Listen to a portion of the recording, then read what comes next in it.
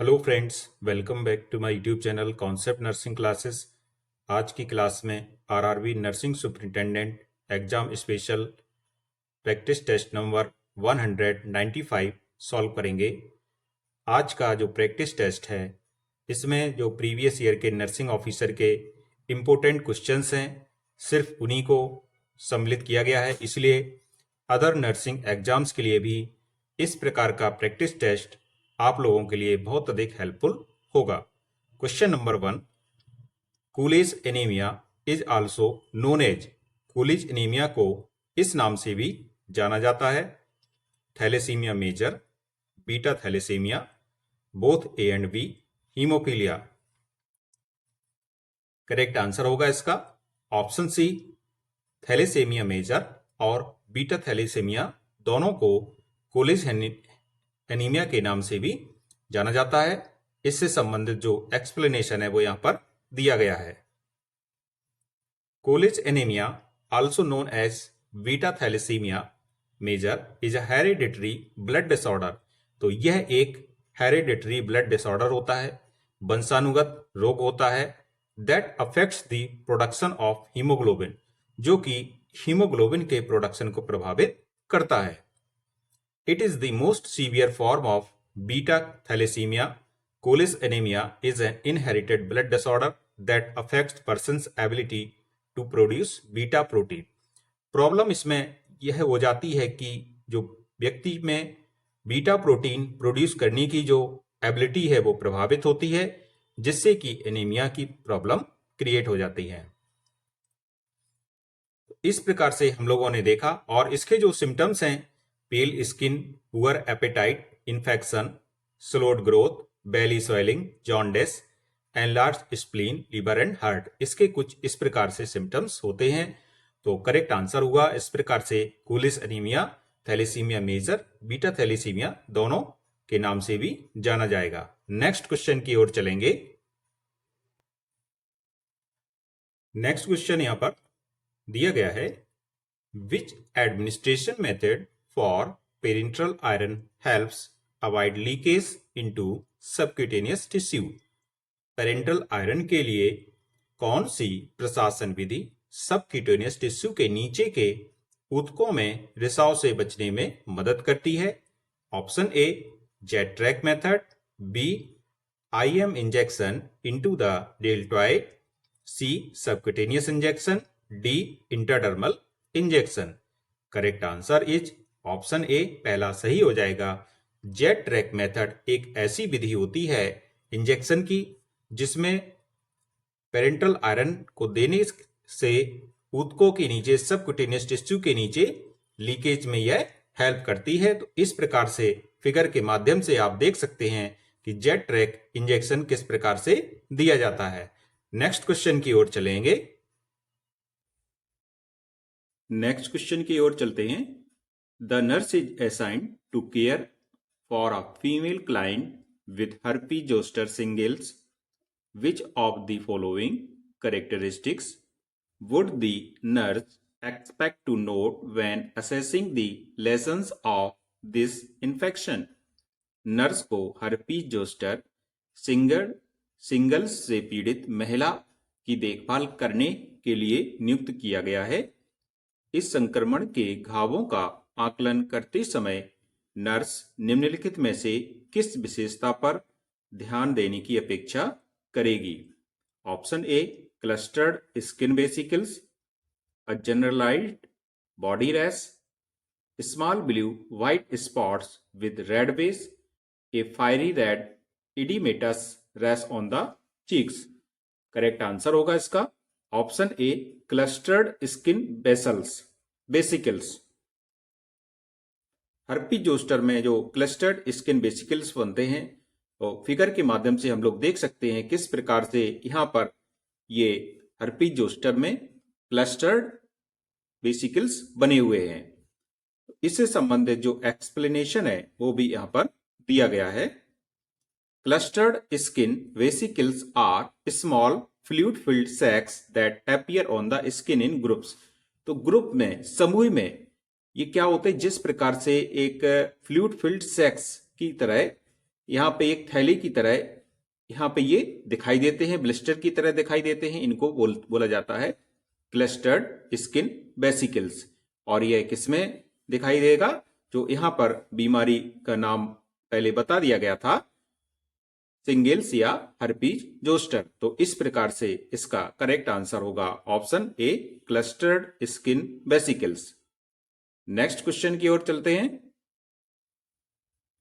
In which skin disorder T cells induce a sudden increase in cytokines leading to hyperplasia of skin cells resulting in raised skin plaques। किस त्वचा विकार में T कोशिकाएं cytokines में अचानक वृद्धि लाती हैं, जिससे त्वचा कोशिकाओं में हाइपरप्लेसिया हो जाता है, जिसके परिणाम स्वरूप त्वचा की परतें उभर आती हैं? Option A dermatitis, B eczema, C psoriasis, D impetigo. Correct answer होगा इसका ऑप्शन सी, सोरियासिस में त्वचा की परतें उभर आती हैं और हाइपरप्लेसिया हो जाता है। तो इस प्रकार से करेक्ट आंसर ऑप्शन सी सही होता है। नेक्स्ट क्वेश्चन की ओर चलेंगे।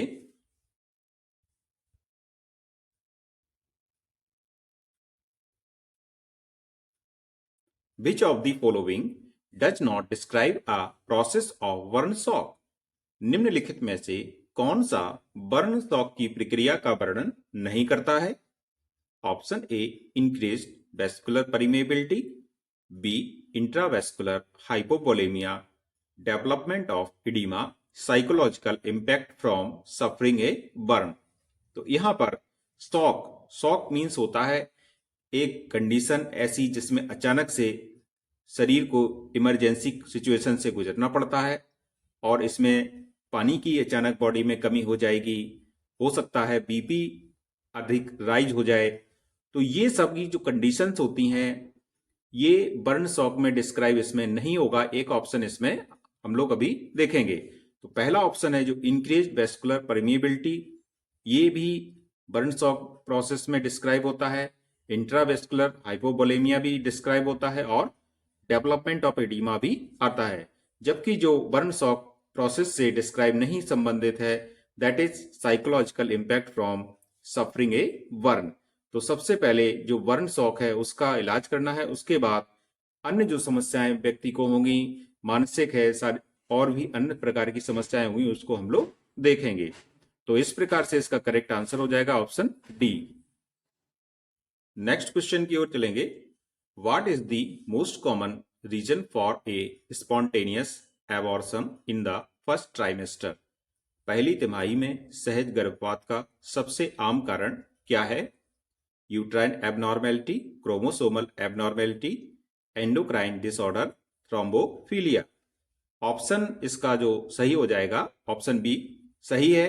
क्रोमोसोमल एबनॉर्मेलिटी फर्स्ट ट्राइमेस्टर में एबॉर्शन का, स्पॉन्टेनियस एबॉर्शन का कॉमन कारण होता है। Next question.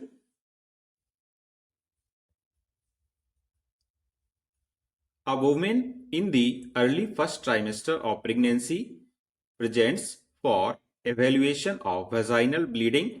You order a beta HCG test. Over what time period you would expect the beta HCG level to approximately double? गर्भावस्था की पहली तिमाही की शुरुआत में एक महिला योनि से रक्तस्राव के मूल्यांकन के लिए प्रस्तुत होती है। आप बीटा एचसीजी परीक्षण का आदेश देते हैं। किस समयावधि में बीटा एचसीजी स्तर लगभग दोगुना होने की उम्मीद करेंगे? Option 1 48 to 72 hour, 12 to 24 hour, 24 to 48 hour, 96 to 110 hour. Correct answer होगा इसका ऑप्शन ए 48 से 72 घंटे में बीटा एचसीजी का जो स्तर होता है उसकी दोगुना होने की संभावना होती है, इसलिए यहां पर पहला ऑप्शन सही हो जाएगा। नेक्स्ट क्वेश्चन की ओर चलेंगे। Next question. Which of the following is not an absolute risk factor for ectopic pregnancy? निम्नलिखित में से कौन सा आस्थानिक गर्भावस्था के लिए पूर्ण जोखिम कारक नहीं है? Option A period tubal surgery, B exposure to elevated levels of progesterone, C in vitro fertilization, D intrauterine device use। Correct answer होगा ऑप्शन डी, इंट्रायूट्राइन डिवाइस का प्रयोग करने से एक्टोपिक प्रेगनेंसी हो जाए, ऐसा कोई अभी तक ना तो रिसर्च है ना ऐसी कोई संभावना होती है, इसलिए यही ऑप्शन यहां पर सही हो जाएगा। नेक्स्ट क्वेश्चन की ओर चलेंगे।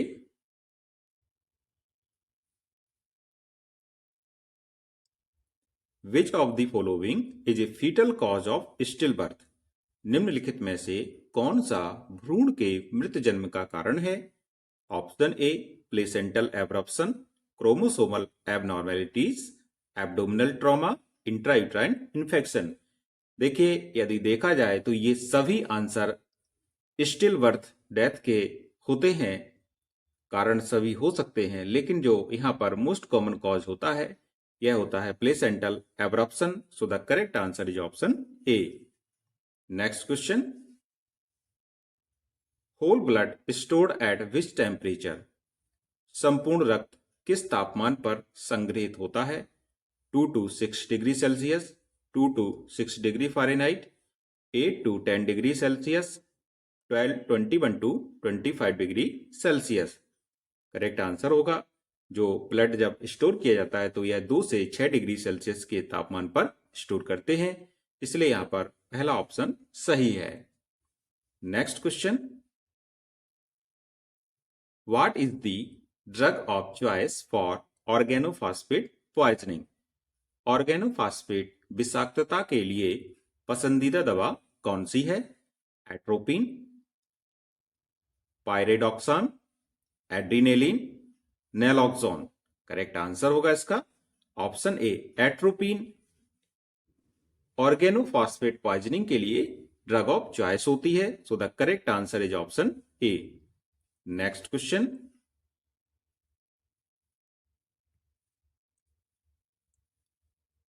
What is the normal potassium level in children. बच्चों में सामान्य पोटेशियम स्तर क्या है? 1.5 to 3.9 milliequivalent per litre, 3.5 to 5.2 milliequivalent per litre, 4.2 to 6.2 milliequivalent per litre, 3.4 to 4.7 milliequivalent per litre. Correct answer होगा इसका option D, बच्चों में नॉर्मल पोटेशियम का स्तर होता है 3.4 से 4.7 मिली इक्विवेलेंट पर लीटर होता है। So the correct answer is option D. Next question.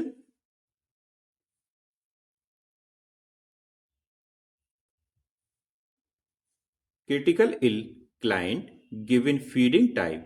गंभीर रूप से बीमार मरीज को भोजन का प्रकार दिया गया है।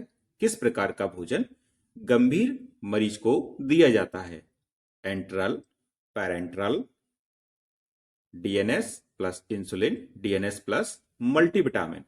करेक्ट आंसर होगा, गंभीर मरीज है तो उसको केवल पैरेंट्रल फीडिंग देंगे, इसलिए यहां पर बी ऑप्शन सही है। Next question, dengue disease is caused by. Dengue रोग किसके कारण होता है? Virus, bacteria, protozoa, parasite. Correct answer होगा इसका ऑप्शन ए, डेंगू होता है एक वायरस के कारण, इसलिए पहला ऑप्शन यहां पर सही है। Next question, what is the term used for blood cancer. रक्त कैंसर के लिए किस शब्द का प्रयोग किया जाता है? Sarcoma, lymphoma, leukaemia, leukoplakia. Correct answer is option C, leukaemia. Blood cancer के लिए ल्यूकेमिया शब्द का प्रयोग करते हैं। नेक्स्ट क्वेश्चन की ओर चलेंगे, what are the most common types of nosocomial infection। Nosocomial संक्रमण के सबसे आम प्रकार क्या है? तो इसमें जो सबसे आम प्रकार होता है, किस प्रकार के इन्फेक्शन के संपर्क में आने से नोजोकोमियल संक्रमण होता है, आप लोग अच्छी तरह से जानते होंगे कि अस्पताल से होने वाला संक्रमण नोजोकोमियल संक्रमण होता है। तो पहला ऑप्शन देखते हैं, E coli, staphylococcus, hepatitis C और हेपेटाइटिस बी। करेक्ट आंसर होगा ई कोलाई, इसका बिल्कुल सही ऑप्शन है। नेक्स्ट क्वेश्चन की ओर चलेंगे। What is the causative agent of peptic ulcer? Peptic ulcer का कारक एजेंट क्या है? Helicobacter pylori, E coli, staphylococcal, staphylococci. Correct answer is option A Helicobacter pylori peptic ulcer का प्रमुख कारण होता है। Next question.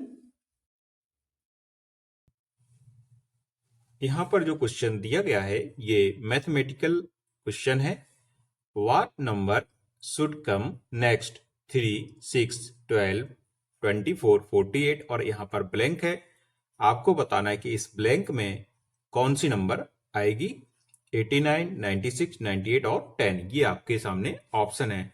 तो इस प्रकार हम लोग देख सकते हैं कि यहां पर एक जो सीरीज दी गई है वह सीरीज पहले लिखेंगे 6, 3, 6, 12, 24, 48 और फिल इन द ब्लैंक उसके बाद है 192।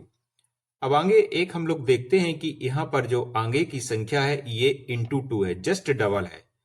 तो जस्ट डबल जब हम लोगों ने इसका किया तो 48 का जो डबल होता है ये क्या होता है 96 होता है। इसलिए यहां पर करेक्ट आंसर हो जाएगा ऑप्शन बी।